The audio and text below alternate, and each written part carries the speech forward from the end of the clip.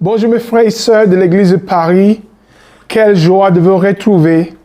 Nous avons passé de bons moments l'année dernière, que ce soit Jésus et la culture, et même votre série sur l'évangile de Luc.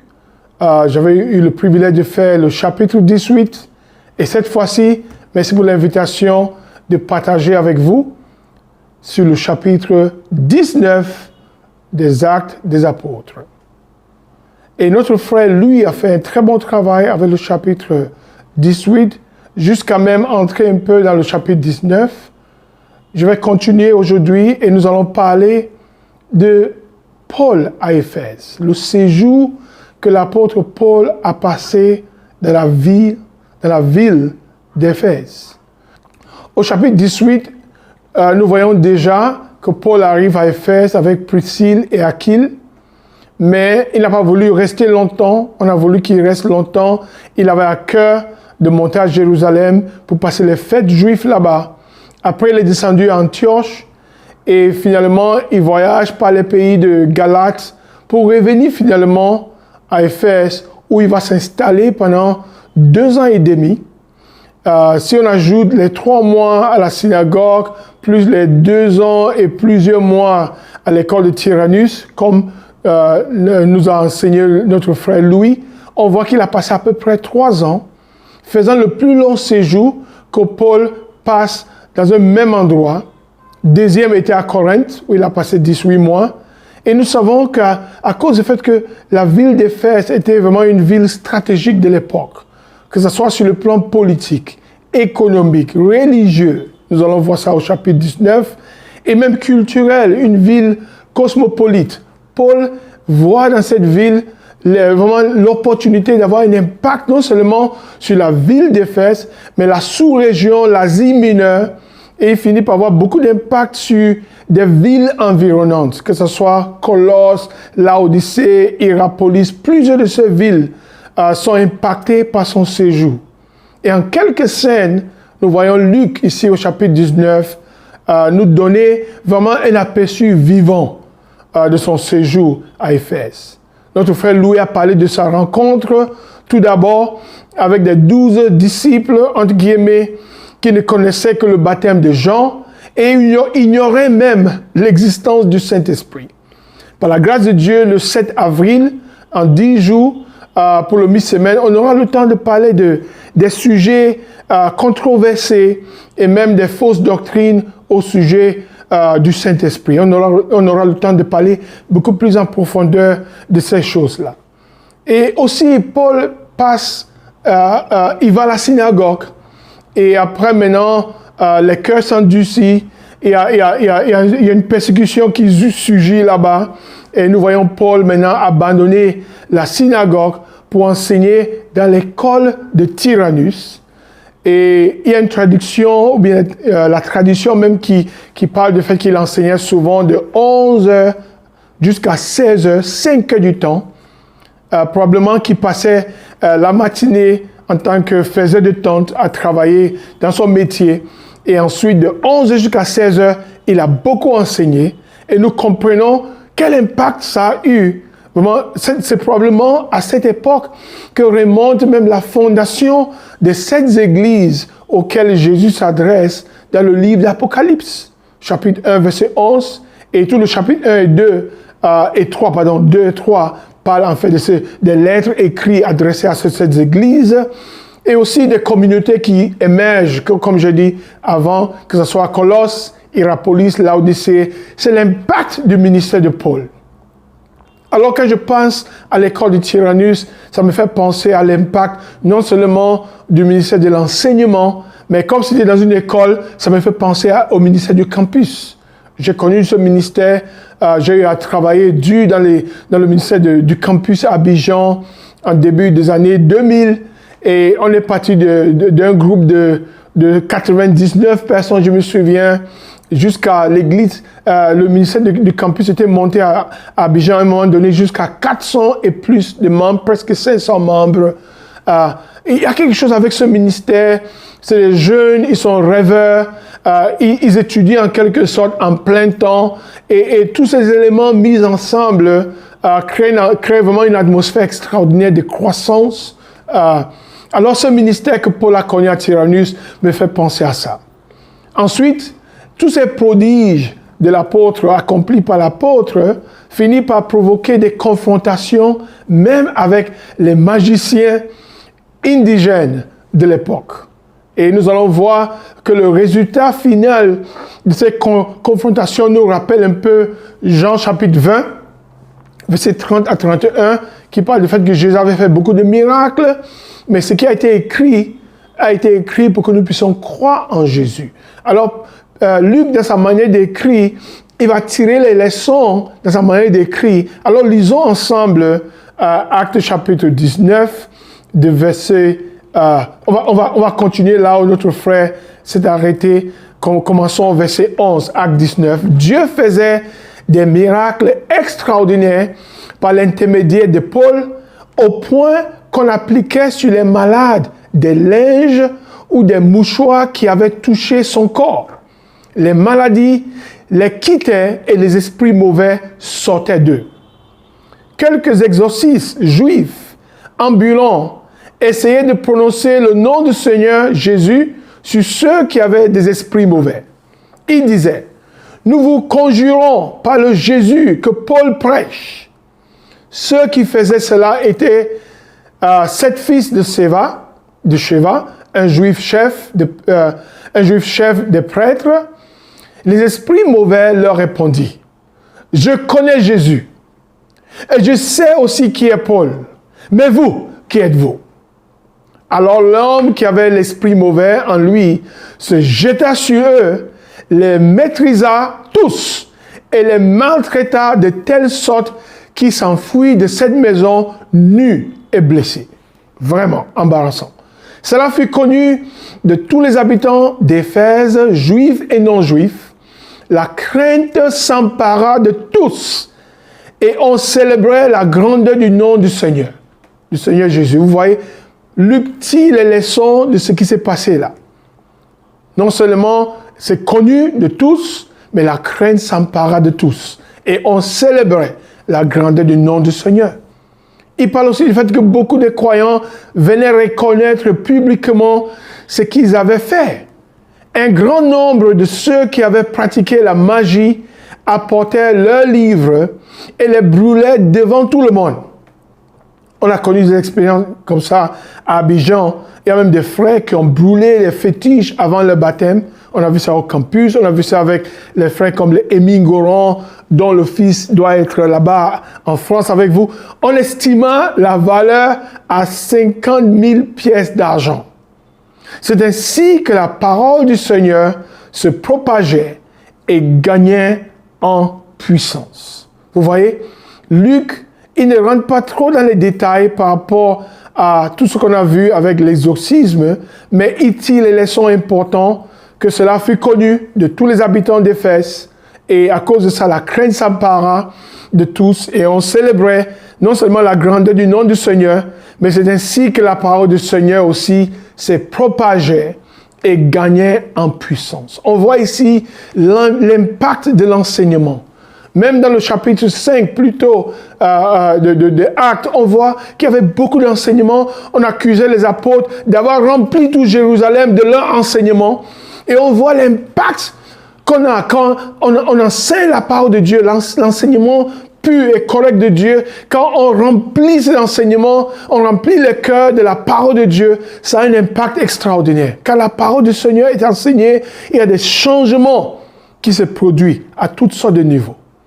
Et j'ai mentionné comment à l'époque, à Abidjan, on brûlait les fétiches avant les baptêmes et tout. Comment les vies sont transformées et ils sont obligés de laisser tomber leurs idoles en quoi ils avaient mis leur confiance pour se tourner vers le Seigneur. Vous voyez, Dieu crée en quelque sorte des opportunités pour que sa parole soit glorifiée. Comme le dit souvent l'apôtre Paul en Thessaloniciens, la lettre aux Thessaloniciens, la parole est glorifiée. Ok? Pour soutenir la parole de Dieu, Dieu permet que des choses extraordinaires arrivent. Ça, c'est un principe qu'on peut tirer ici. Parce que l'acte des apôtres est écrit non seulement c'est pas d'une manière normative, Je ne sais pas si ça se dit en français. Ça veut dire que c'est plutôt des principes qu'on doit tirer de ça pour appliquer à d'autres situations qui nous concernent aujourd'hui. Il ne faut pas prendre les choses exactement telles que c'est dans le livre des Actes et s'attendre à ce que ça soit reproduit exactement comme ça aujourd'hui, mais on peut tirer des principes et appliquer à notre vie d'aujourd'hui. Ok? Je suis en train d'étudier dernièrement, depuis le début de l'année, le caractère de Jésus à travers un livre que j'avais étudié il y a plusieurs années, un livre sur le caractère de Jésus. Et il y a une sœur qui m'a même proposé de commencer une série de podcasts là-dessus, ce que je fais déjà en anglais et après je commence en français. Mais je constate que cette étude est en train de... Dieu me donne les opportunités de pratiquer ce que j'étudie et ce que j'enseigne. Il y a des situations que je connais avec mes frères où avant j'allais perdre vraiment, j'allais devenir impatient, se mettre en colère. Mais je vois que le caractère de Jésus, comment Jésus gérait les situations difficiles, c'est en train de m'aider et ça m'aide à changer comment je réagis devant de telles situations. Et que ce soit sa compassion. Dernièrement, j'ai eu à voyager pour aller à Abidjan, pour aller soutenir notre frère Fulbert. Bien sûr que la plupart de vous êtes proches de notre sœur Huguette, que le Seigneur a rappelé, mais je ne pouvais pas supporter vraiment vivre ça de loin. Jésus est un homme de compassion. Jésus est un homme rempli d'amour, un homme d'empathie, même sa fixation. Je vois combien, plus j'étudie sur Jésus, plus Dieu me donne les opportunités de pratiquer ce que je remplis mon cœur, c'est ce que je me nourris avec, Dieu me donne les opportunités de pratiquer cela. Alors, même dernièrement, j'ai commencé à documenter l'histoire de l'Église en Afrique francophone, surtout durant mon séjour là-bas à Abidjan. Et je constate que maintenant que je passe du temps à étudier le livre des Actes, en préparant même cette classe, je me retrouve en train de m'identifier avec le docteur Luc qui a fait la même chose. On voit des parties dans le livre des Actes où il parle de nous. En acte 16, on constate qu'il était là avec l'apôtre Paul. Okay? Et moi, en prenant les vidéos, en faisant des interviews à Abidjan, il y avait des parties où je parlais un peu de moi-même parce que j'ai vécu 10 années de cette histoire de l'église à Abidjan et 13 années de l'histoire de l'église en Afrique francophone directement avant de déménager pour le Nigeria. Et même étant ici, je fais toujours partie de l'histoire de l'église en Afrique francophone, même de loin et de près par des visites. Alors frères et sœurs, c'est pour dire que Dieu nous donne souvent les opportunités de pratiquer ce que nous sommes en train d'étudier, ce que nous sommes en train d'enseigner. Plus on étudie la parole, plus on enseigne la parole, plus Dieu nous donne les opportunités de faire en sorte que la parole soit soutenue, que la parole soit vivante. On continue toujours en Acte 19, verset 21, je vais lire verset 21 à 22 ici. Après ces événements, Paul forma le projet d'aller à Jérusalem en traversant la Macédoine et l'Achaïe. Ça, c'est vers Corinthe là-bas. Quand j'y serai allé, disait-il, il faudra aussi que je me rende à Rome. Il envoya en Macédoine 2 de ses aides, Timothée et Eraste. On a connu l'histoire d'Eraste quand on avait visité Corinthe. Et resta lui-même encore quelque temps en Asie. Ici, ce qui me marque dans ce passage, c'est quelque chose que je n'ai jamais remarqué vraiment avant, mais pendant que je me préparais pour cette classe, c'est sauté à l'œil, quoi. C'est sorti un peu comme ça. Il parle du fait que Paul forma le projet d'aller à Jérusalem. Et ici, ça parle de l'importance de certaines décisions qu'on peut prendre dans notre vie, des projets qu'on peut former. Pour moi, dernièrement, aller à Abidjan et même profiter pour aller à Accra, pour aller soutenir un frère qui a fait 8 semaines à l'hôpital, celui qui dirige l'église d'Accra, Francis Dassé, qui fut le dirigeant principal de l'église d'Abidjan. Je suis allé à Accra pour le visiter. C'était un projet que j'ai formé comme ça du coup. Mais parfois, il y a des projets comme ça qu'on forme. Et Dieu utilise ce genre de projet parfois pour glorifier son nom. C'était mon expérience avec le voyage que j'ai fait, que ce soit sur Abidjan ou bien que ce soit sur Accra. Alors Paul forme ce projet et il dit même, quand j'y serai allé, il faudra aussi que je me rende à Rome. Et quand vous étudiez sa lettre aux Romains, vous allez voir que c'est quelque chose qu'il avait vraiment sur le cœur depuis longtemps, de visiter les frères et sœurs à Rome. Et ensuite, il envoie ses aides pour aller à Timothée et Eraste, pour le dévancer en quelque sorte. Alors, on voit que certaines personnes même, certains théologiens considèrent cette décision que Paul avait prise, ce projet qu'il avait formé, comme un tournant important dans sa carrière, dans la carrière de Paul. La conception lucide d'un plan de grande envergure, dit un de ces théologiens. C'est comme ça qu'il décrit cela. Alors, frères et sœurs, il y a certaines choses qui ne vont jamais se réaliser sans qu'on planifie, sans qu'on forme des projets. On peut former des projets qui sont en accord avec la volonté de Dieu. Déjà, en Actes chapitre 1, on voit que l'Esprit révèle au verset 8 qui seront ses témoins non seulement à Jérusalem, en Judée, en Samarie et jusqu'aux extrémités. Et les extrémités pour Paul, c'est par exemple aller à Rome, aller jusqu'en Espagne même, aller dans les territoires où on n'a jamais annoncé l'évangile. Alors frères et sœurs, on peut aussi former des projets qui sont en accord avec la volonté de Dieu et Dieu va les bénir. Moi, je me souviens de la décision que j'avais prise en 1994, étant jeune étudiant à Berlin, à l'Université technique de Berlin, de quitter l'Europe, aller arrêter les études et d'aller faire partie de l'équipe missionnaire qui devait quitter Abidjan pour aller commencer l'église à Douala au Cameroun où je suis né. Ça, c'était un projet que j'avais formé et ça fait 27 ans aujourd'hui que j'avais pris cette décision. Ou bien la décision, après avoir fait 13 ans de vie de ministère en plein temps à Abidjan, au Cameroun et tout, la décision de retourner à l'école et de finir vraiment une licence à l'école, ce qui m'a permis aujourd'hui d'être en train de faire un master en théologie. Si je n'avais pas fini cette licence, après 13 ans de ministère, travaillant pour l'Église, je n'aurais pas l'opportunité aujourd'hui d'être en train d'étudier la théologie au niveau de masters. C'était un projet que j'avais formé dans mon cœur.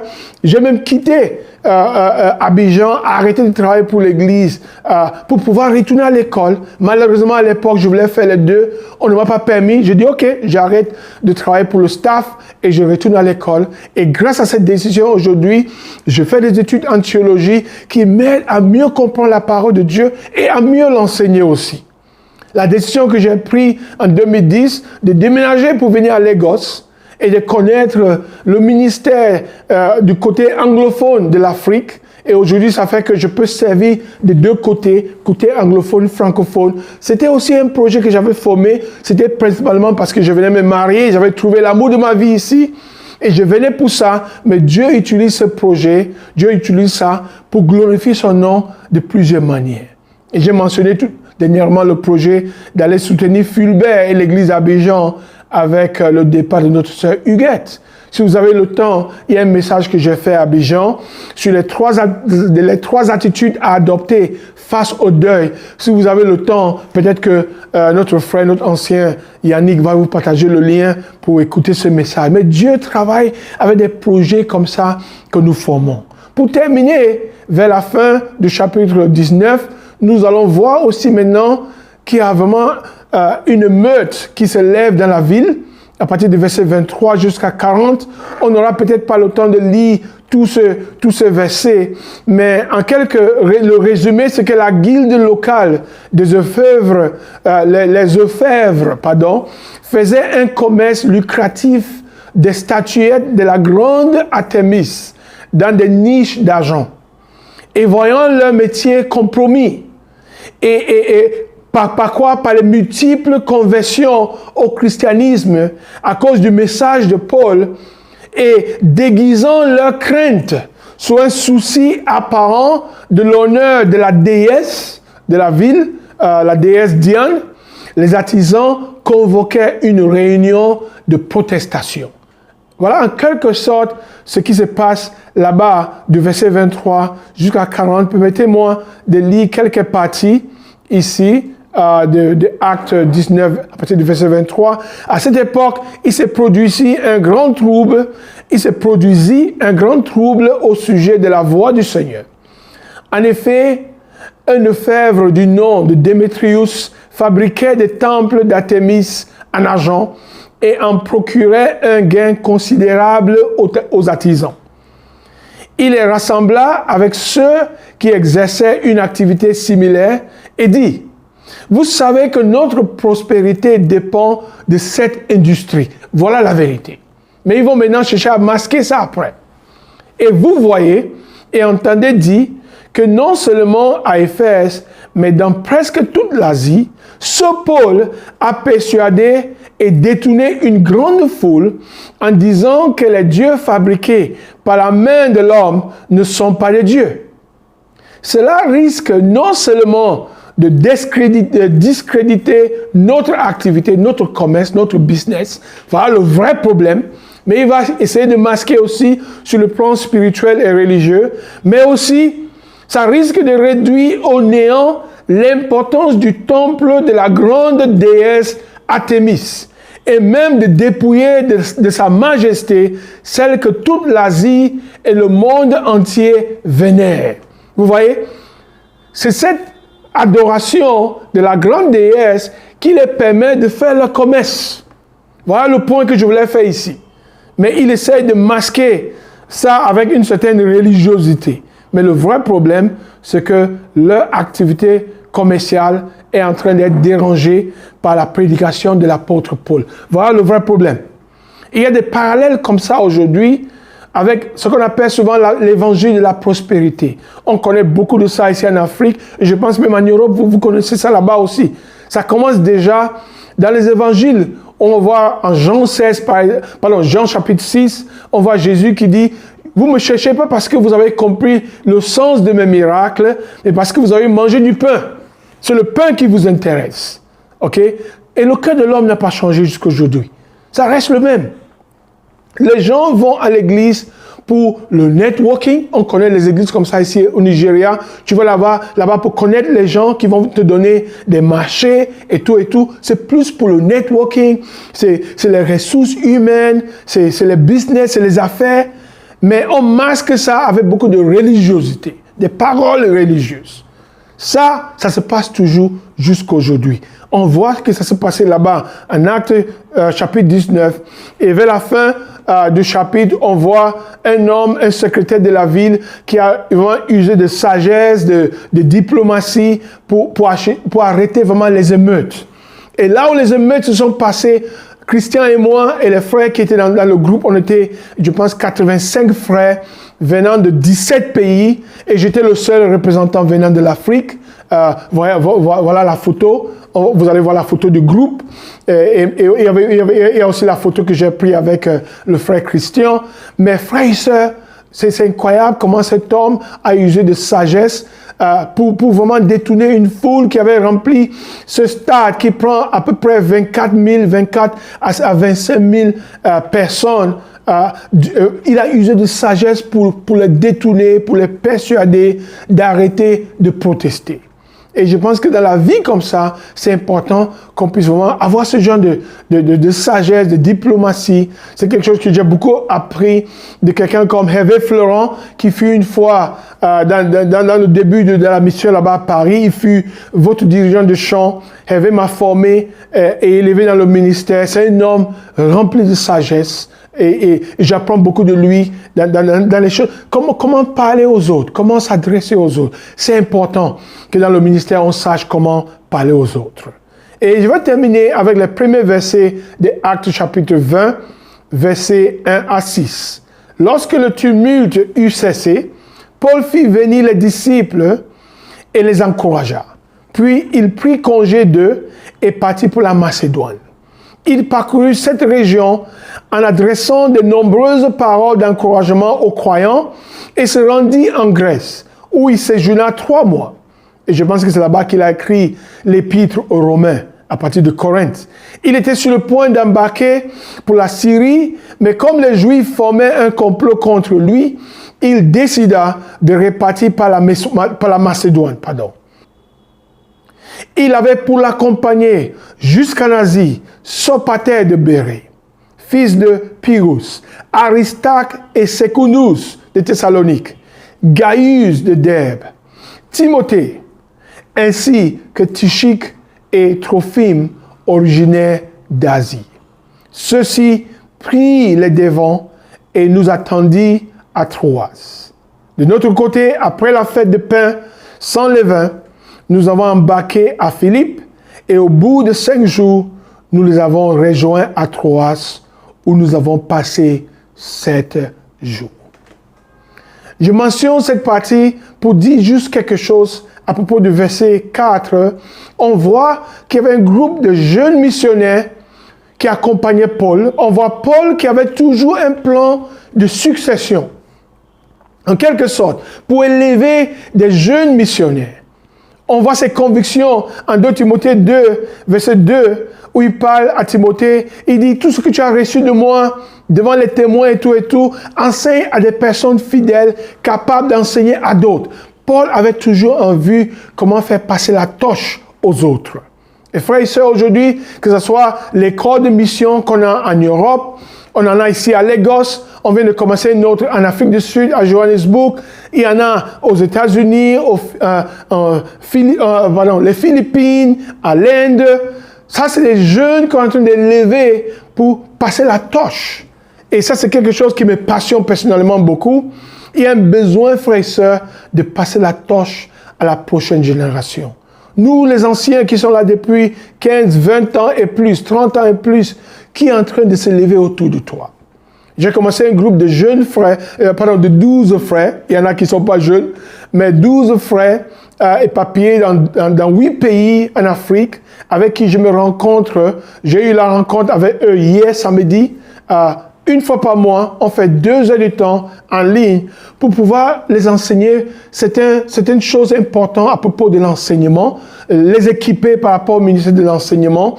Ce sont des professionnels, mais ils sont souvent vraiment des grands soutiens pour leurs différents ministères. Frères et sœurs, ce que Dieu t'a donné comme talent, comme don, il faut élever d'autres personnes. Il faut que l'Église continue d'avancer. Et vous faites un travail extraordinaire là-bas déjà à Paris, en France, avec les jeunes, en Europe en général. Il y a plusieurs jeunes qui sont en train de se lever. Regarde Louis qui a fait le message le dimanche dernier sur Acte 18 jusqu'à Acte 19, verset 10. Ça, c'est un travail extraordinaire. C'est un encouragement, frères et sœurs, de continuer cela. Alors, nous voyons que l'impact que Paul a eu, comme j'ai dit au départ, en Éphèse, a eu vraiment des répercussions partout en Asie mineure. Ça allait très très loin. Les gens comme les Epaphras qui sont allés commencer l'église à Colosse. Frères et sœurs, de nos jours, l'église de Paris est comme l'église d'Éphèse de l'époque. Que ce soit l'église de Lagos, l'église d'Abidjan à l'époque, jusqu'à aujourd'hui, c'est toujours la même chose. On a commencé par Abidjan à cause du fait qu'Abidjan, c'est une ville cosmopolite où les Africains de partout viennent là-bas. Soit pour étudier, soit pour le commerce. Et Paris est comme ça. Et Dieu nous donne à des villes piliers comme ça une mission d'aller enseigner la parole et d'élever des personnes qui vont continuer la mission puissamment et répandre la bonne nouvelle un peu partout en Europe. Que Dieu vous bénisse. Merci pour l'opportunité de pouvoir partager ce moment avec vous et qu'à Dieu seul soit toute la gloire. Merci.